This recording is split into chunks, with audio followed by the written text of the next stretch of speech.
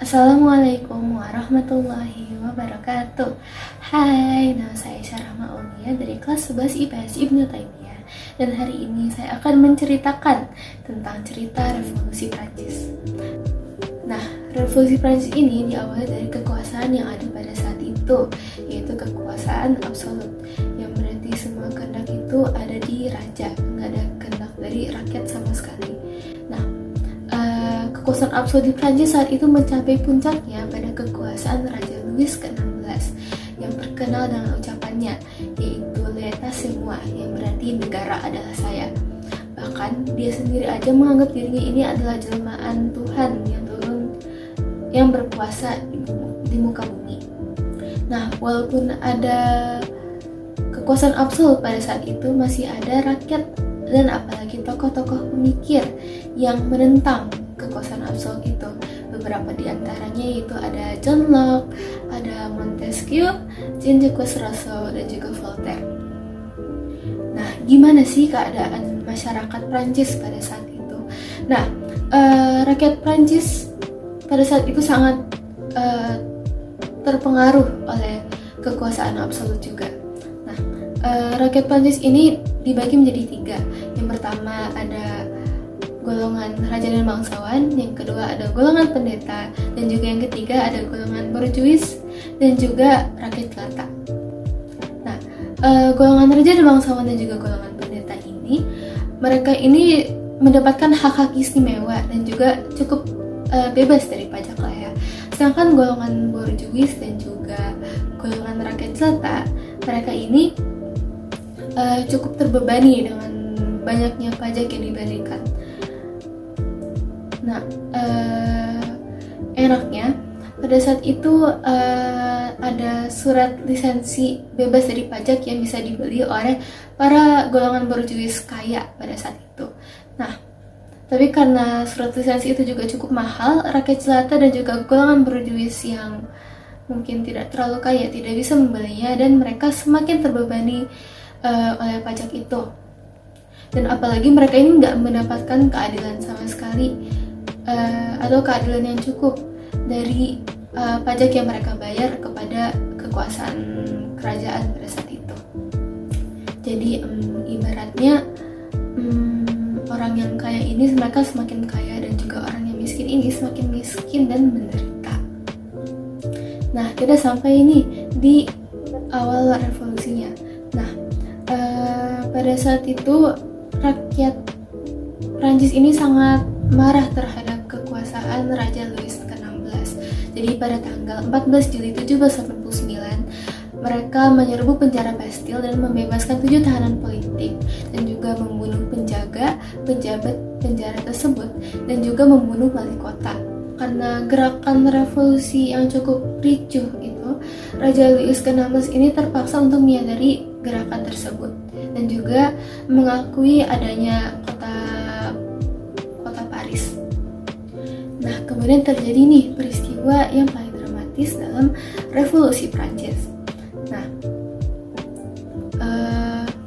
golongan bangsawan dan juga gereja bergabung dengan Dewan Nasional, dan mereka setuju untuk melepaskan hak istimewa mereka dan juga kewajiban feodal mereka. Kemudian mereka membentuk sebuah deklarasi yang berisi semua masyarakat Prancis memiliki hak merdeka, hak milik, hak keamanan, juga hak perlindungan dari tindakan kekerasan dan persamaan. Nah, Raja Louis ke-16 menyetujui konstitusi ini, sehingga kekuasaan Prancis pada saat itu berubah menjadi monarki yang konstitusional atau kerajaan yang memiliki undang-undang dasar. Sayangnya, raja-raja Eropa lain takut nih kalau pemikiran atau deklarasi tersebut akan tersebar juga ke negara-negara Eropa lain atau kerajaan mereka juga, sehingga terbentuknya juga golongan yang kontra revolusi. Nah, golongan ini tuh mereka berencana untuk menghancurkan hasil-hasil revolusi tersebut, dan untungnya rencana tersebut bisa dicegah. Kemudian Dewan Legislatif berakhir dengan membubarkan kekuasaan monarki ini, dan juga mengeksekusi 2.000 orang yang setia loyal kepada Raja Louis ke-16. Setelah itu dibentuklah pemerintahan direktori yang dipimpin oleh 5 warga terbaik pada saat itu. Tetapi sayangnya pemerintahan ini kurang efektif dan bahkan melanggar banyak peraturan konstitusional pada saat itu. Bahkan mereka ini kurang demokratis sehingga rakyat Prancis ini kecewa dengan mereka. Setelah kecewa kepada pemerintahan direktori tadi, seorang pahlawan perang bernama Napoleon Bonaparte dipercayakan sebagai pemimpin Prancis yang baru oleh masyarakat Prancis. Napoleon Bonaparte ini juga memanfaatkan keadaan tersebut karena ya kekecewaan pemerintahan direktori tersebut. Nah, Napoleon Bonaparte ini pada akhirnya diangkat menjadi Kaisar Prancis atau juga Kaisar Napoleon I. Tetapi sayangnya masih banyak juga rakyat yang kurang setuju dengan pemerintahan Napoleon Bonaparte ini karena cukup dianggap sebagai pemerintahan yang nepotisme. Nah, dengan demikian negara Prancis menjadi sebuah imperium. Selama 15 tahun Napoleon Bonaparte ini mencoba untuk melakukan reformasi dengan menghapuskan semua hak istimewa dan semua adanya golongan yang ada pada rakyat Prancis pada saat itu, dan juga dibuatnya kode Napoleon yang berarti semua warga negara itu memiliki kedudukan yang sama di mata hukum. Nah, kode Napoleon ini masih dipakai sampai sekarang di dalam hukum Prancis. Kemudian untuk menyatukan Prancis dengan negara-negara lain, Napoleon Bonaparte ini menyatakan perang dengan negara lain yang disebut juga perang koalisi, perang gabungan, atau juga perang Napoleon. Nah, dalam sebuah perang Napoleon Bonaparte sempat kalah dan juga diculik dan dibuang ke sebuah pulau kecil. Tetapi Napoleon berhasil melarikan diri dan kembali untuk memerintah Prancis selama 100 hari. Tetapi kemudian dia sempat kalah dalam sebuah perang lagi dan dibuang ke Waterloo sampai dia meninggal. Dan itulah akhir dari masa pemerintahannya Napoleon Bonaparte. Setelah masa pemerintahan tersebut, Prancis ini sempat kembali ke pemerintahan yang sebelumnya, yaitu pemerintahan monarki yang cukup absolut.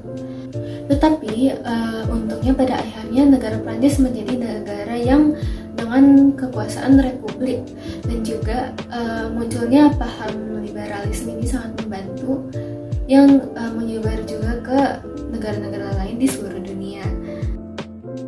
Menurut saya revolusi Prancis ini cukup menyadarkan dunia kalau hak asasi manusia ini sangat penting, apalagi dalam mata hukum. Kemudian juga pentingnya pemerintahan yang demokratis atau juga mendengarkan suara rakyat dalam melaksanakan pemerintahannya. Kemudian untuk Indonesia sendiri ini berpengaruh dengan munculnya golongan terpelajar dari para tokoh-tokoh pemikir tadi seperti John Locke, Montesquieu, dan lain-lain. Kemudian juga munculnya rasa semangat untuk kemerdekaan yang bisa diinspirasi dari keinginan rakyat Prancis ini untuk bebas dari kekuasaan absolut itu. Ini juga bisa berpengaruh dengan rasa kebersamaan, pentingnya pendidikan, dan lain-lain. Apalagi dengan melihat Indonesia sekarang ini yang menjadi negara yang demokratis juga, ini mungkin bisa jadi salah satu pengaruhnya juga. Sekian dari saya. Wassalamualaikum warahmatullahi wabarakatuh.